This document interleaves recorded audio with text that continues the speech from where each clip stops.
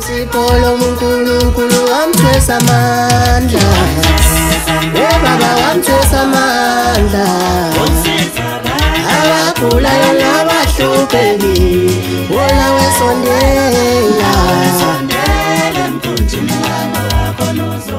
Sanibonani, sesiphinde sabuya futhi esigodlweni esikhulu sikaMakhosi uMngoma uDlozi labadala. Gogo, ngicela ubingelela abantu baseNingizimu Afrika. Ngiyanibingelela kakhulu bantu basekhaya bafowethu Ningizimu Afrika yonke naphesheya kwezilwandle impela ko Thailand. Ngiyanibingelela bafowethu, ngiyanibingelela nonke. Osukela namhlanje sikhulumisana ke noDokotela uDlozi labadala. Ula endaweni yase Adams. Istopi iseposini kwamgcineka. Okufanele ukwenze nje wena ukuthi uxhumane naye inombulweni ezithi u078 078 544 544 17 36 noma umthinte kule ethi 069 233 15 66. Gogo uyamlapha yini umuntu onomeqo? Ngiyamlapha futhi umuntu onomeqo kakhulu. Ngiyabasiza abantu abanomeqo ezinyaweni. Umuntu onesifo sokuwa? Ngiyasishaya isifo sokuwa, madlithizela kakhulu. Kunophanjanelwe ingqondo sikhuluma nje? Bakhona la ngaphakathi ekhaya baphambanelwe ingqondo ngiyabalapha. Kunalo othi angikaze ngamthanda ubani kodwa ngihayize ebusuku kuthiwa izizwe noma kuthiwe ipoliyane. Uyamsiza umuntu onjalo? Ukhona nje oyedwa onepoliyane ezingene kuyena ula ngaphakathi ekhaya uyalashwa. Umkhwenyana onenduku ephaphamayo maye kamamncane kodwa kamamdala ayisebenzi. Ngithanda kakhulu ke lo msebenzi wokufa kwemizwa yamadoda. Hayi ngiyajabula lapho. Kunabesifazane abakhala ngedischarge baphinde bekhale ngokuthi abasahaleli ukusondelana nobaba wasekhaya, akanalo uqozo. Imizwa kakhulu ngiyayilapha impela ukuthi ungakhanuki lutho nje lo muntu wesilisa mayisondela kwena ngaphandle makuthi eyamadlozi kufuneka ngidile nezinto zamathongo kuyena. Ngebelwe ngabe sesitolo sami noma isesibayeni sami noma ikwami nje uqobo khona izinto ezintshontsho zathathwa abantu ezibiza imali njengemali ngifuna ibuye ngiyafuna nokumazi obeyithathile. Angiwuthathi kakhulu lo msebenzi wokubuyisa izinto ezilahlekile kodwa ngiyamzamisa umuntu omunye athi usizakalile angifuni ugaranta ngawo Ugogo uyawushaya umhlahle? Angoshaya umhlahle. Uyahlola? Ngiyahlola kakhulu ngamathambo. Kuyimali indlozi labadala? Ku250 ukuhlola. Kusuke kunjani noma kuyinini usuke ukwenzelani la khona othi khona uthi umoya ngoba uyaziwe emathambweni ukuthi you are the best kodwa kuyazwakala kuthiwa njalo ngesonto umoya uyakhuluma? Ngisuke ngisiza abantu abangenalutho abangenawo amandla okungena nalo 250 basiza mahala esontweni. Kunomuntu othi ibandla lakhe alinikeli. Okwesibili unokujikelwa abazalwane ngendlela angayitholi kahle ongangokuba balokho bemonyuka nje liyancipha. Yini ongamenzela yona ukuthi ibandla lizinze futhi likwazi nokumnikelela? Ngisuke ngibheka kakhulu ukuthi abazalwane abasiyona inzuzo okokuqala lokho. Abawona umsebenzi wemali okufuneka uthi ngidle imali ngabazalwane. Kodwa uma bewa kusuke mhlambe kunenkinga ezithunyweni ngiyamlekelela kodwa ngiqale ngifuna ukubheka ukuthi yini eyinkinga noma kabanga nogcobo ngoba kuyenzeka ukuthi ungabi nogcobo kodwa ube nemfiso yokuthi ufisa ukuphatha abazalwane kodwa kusilona ubizo lwakho lokuthi uhola abazalwane ngeke ubahole ngoba unagcobo lwabo. Umfazi ulotsholiwe kodwa uyahamba akwazi ukuthi ngubani noma indoda iyalishiya manje ikhaya. Uyakwazi ukungibuyisela umuntu onjengalo? Ngiyawuqoqa kakhulu kumuzi ngoba ngiyawuthanda umndeni osuke uhlangene ngoba kusuke sekulotsholelwe.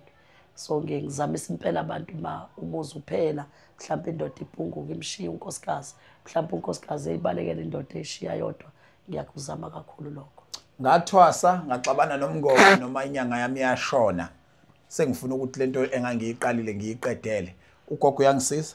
Ngiyabasiza kakhulu asuke sebephuma lapho eminyangeni ngeenkinga ezithize ezisuke zibasizile kodwa nakhona ngiqale ngibheke ukuthi lo muntu unawo namadlozi ngempela noma uhluleke njengoba bekungasiwa amadlozi noma mhlawumbe uxabane nenyanga ngenxa ungahloniphi kwakhe mhlawumbe walala nendoda esigodlweni kuze kube usebalekela la nami ngeke ngibamukele ngoba uzobafica abantu besilisa bekhona bethwasa njengaye aphinde enze into efanayo naye enza kuqobela wakhe. Kumqoka kangakanani ukuthi mangifike enyangeni enjengawe ngithathe igubhe ezimbili kunokuthatha isigubhe esisodwa?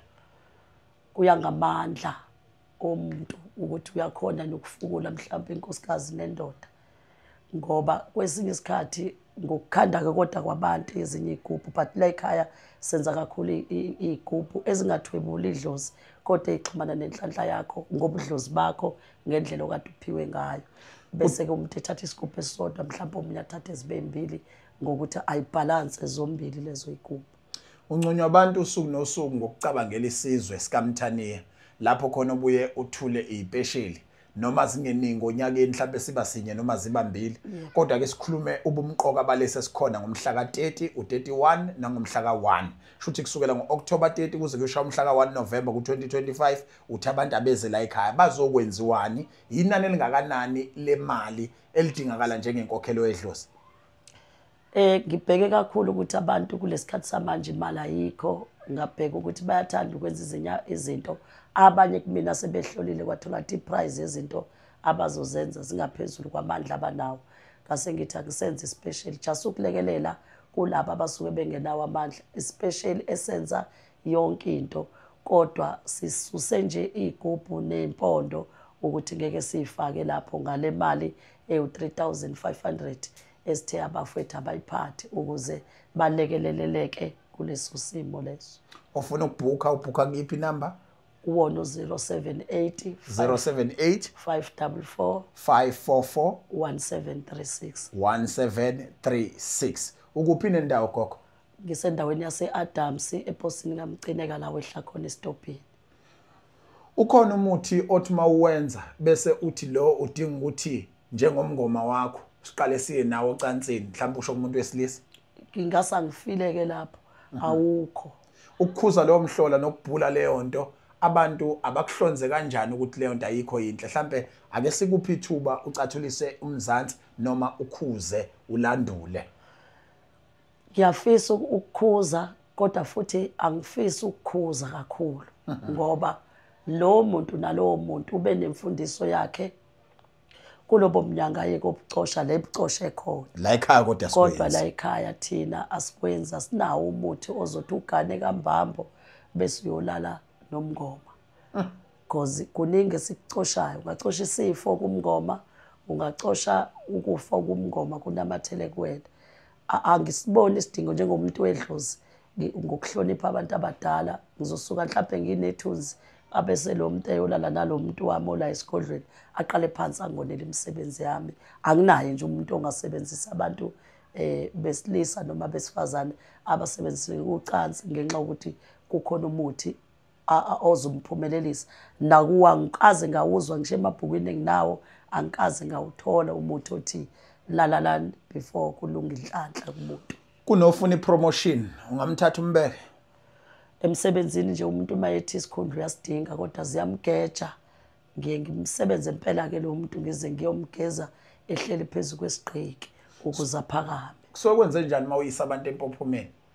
Labo bantu basuke befuna ukuhlanjululelwa ithunywa mhlambe kugezwa abanye abantu abadala abaphenduliwe bathathu lawo bantu bayiswe empophomeni mhlambe benamadlozi mhlambe beyokhulumisana nabantu babo abangasekho sihamba siyophahla empophomeni bese ngibafaka empophomeni labo bantu. Uthe ukufunayo ukuthola kiphi indawo?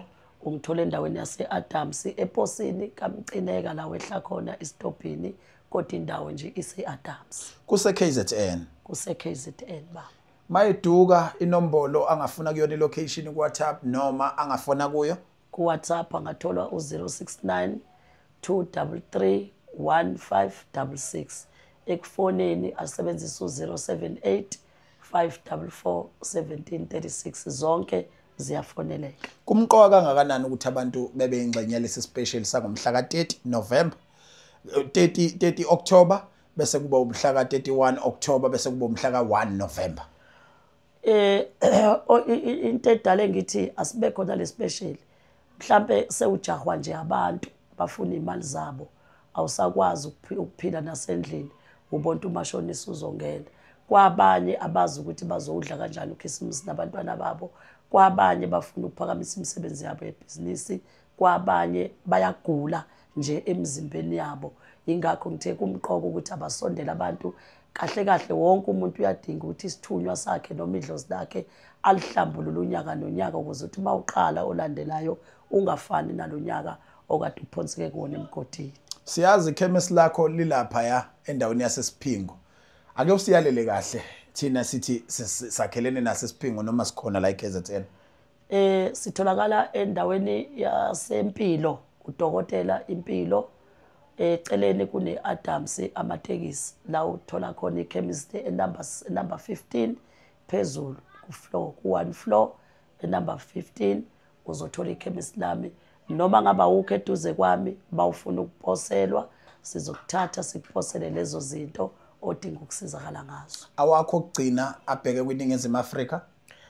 Asibambe ishise kakhulu umphakathi wakithi because silwa nendlala, silwa nenhlupheko, silwa nobhubhane lokuswela lokungabi nalutho.